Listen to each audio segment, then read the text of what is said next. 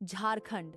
घने साल और सागौन के जंगल, लाल मिट्टी, पहाड़ों की चुप्पी और आदिवासी लोक कथाओं से भरी एक ऐसी धरती जहां रात होते ही हवाओं की आवाज भी कुछ कहने लगती है। लोग कहते हैं यहाँ के जंगल सिर्फ पेड़ों से नहीं, यादों, आत्माओं और अधूरी कहानियों से भरे हैं। यह कहानी है नेतरहाट के पास बसे एक भूले बिसरे गांव बेरागढ़ की, जो आज सरकारी नक्शों में भी ठीक से दर्ज नहीं है। गांव जो रात में सांस लेता था, दिन में बेरागढ़ बिल्कुल सामान्य लगता था। मिट्टी के घर, महुआ के पेड़, कुछ बच्चे और बुजुर्गों की आंखों में छुपा डर। लेकिन जैसे ही सूरज ढलता, गांव के लोग अपने दरवाजों पर नीम और लोहे की कीलें ठोक देते। शाम के बाद कोई भी जंगल की ओर नहीं जाता, अकेले बाहर नहीं निकलता और सबसे जरूरी, सीटी नहीं बजाता, क्योंकि कहा जाता था जो रात में सीटी बजाता है उसे जंगल जवाब देता है। रवि की वापसी।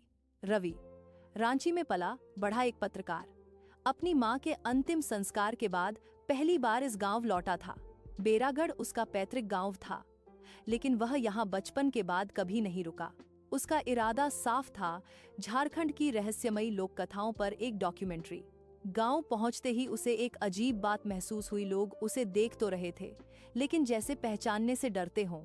उसकी बुआ ने बस इतना कहा, तू आ गया, लेकिन गलत समय पर। पहली रात करीब 11 बजे बिजली अचानक चली गई। पूरा गांव अंधेरे में डूब गया। तभी रवि ने सुना जंगल से आती धीमी हौंसी। पहले लगा कोई जानवर होगा, फिर हौंसी साफ शब्दों में बदल गई। रवि, तू वापस क्यों आया? उसका खून जम गया। यह आवाज उसकी मां जैसी थी। पुराना कुआं। अगले दिन रवि ने गांव के बीच स्थित एक सूखा कुआं देखा। उस पर लाल कपड़ा बंधा था और पास कोई नहीं जाता था। बुजुर्ग सोमा माझी ने बताया, यह कुआं सूखा नहीं है, यह प्यासा है। 20 साल पहले गांव की कई औरतें और बच्चे अचानक गायब हो गए थे। आखिरी बार सबको इसी कुएं के पास देखा गया था। तांत्रिक और बलि। रात को शराब के नशे में एक आदमी ने सच उगल दिया। एक तांत्रिक आया था जिसने कहा था कि जंगल में छाया देवी का वास है, उसे खुश करने के लिए बलि चाहिए थी। धीरे धीरे गांव ने अपने ही लोगों को चढ़ा दिया। लेकिन एक रात तांत्रिक भी गायब हो गया और उसी रात से कुआं कभी खाली नहीं रहा। जंगल में रोने की आवाजें आने लगी और गांव शापित हो गया। मां का सच। रवि की मां इस राज को जान गई थी। वह बलि रोकना चाहती थी, लेकिन गांव ने उसे मनहूस कहकर उसी कुएं में धकेल दिया।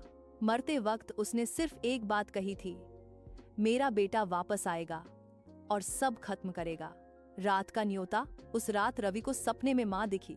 उसकी आंखों से खून बह रहा था। आज अमावस है, मां बोली, अगर आज कुछ नहीं किया तो अगली बलि तू होगा। अचानक उसके कमरे के बाहर सीटी बजी। जंगल की सच्चाई। रवि टॉर्च लेकर जंगल पहुंचा।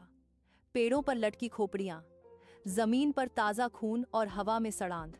कुएं के पास खड़ी थी एक आकृति, आधी औरत आधी छाया।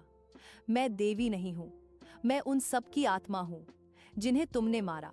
छाया देवी कोई राक्षस नहीं थी, वह गांव के अपराधों से बनी सामूहिक आत्मा थी। अंतिम बलि। छाया ने कहा, या तो गांव खुद को खत्म करेगा या मैं सबको। रवि ने आग लगाई कुएं में, तांत्रिक चिन्हों में और उस डर में जो वर्षों से पल रहा था। जंगल में चीखें गूंज उठीं, आत्माएं मुक्त होने लगीं। सुबह, लेकिन हमेशा के लिए नहीं। सुबह गांव खाली था, कोई इंसान नहीं, सिर्फ राख, टूटी झोपड़ियां और शांत कुआं। रवि अकेला बचा। आज भी कहते हैं, अगर आप नेतरहाट के जंगलों में रात को जाएं और सीटी बजाएं, तो कोई आपके कान में फुसफुसाता है, हम आजाद हैं, लेकिन भूले नहीं हैं।